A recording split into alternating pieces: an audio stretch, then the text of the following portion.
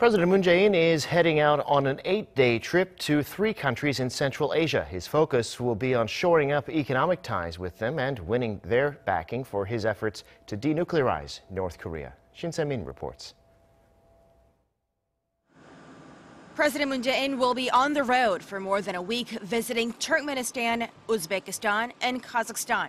He hopes to improve relations on the economic and political fronts while earning support for his administration's peace drive on the Korean Peninsula.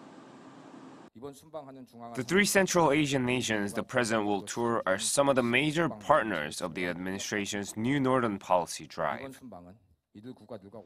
For 3 days from Tuesday, the president will be in Turkmenistan's capital, Ashgabat, where he will sit down with President Gurbanguly Berdimuhamedov for talks on strengthening strategic partnerships, including making it easier for South Korean firms to make inroads into the country.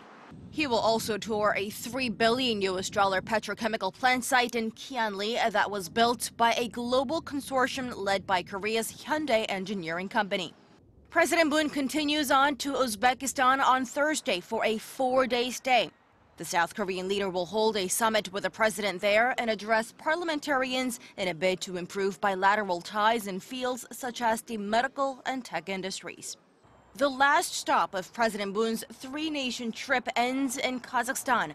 The South Korean leader will hold a summit with his newly inaugurated counterpart, Kassym-Jomart Tokayev, as well as the country's first president, Nursultan Nazarbayev.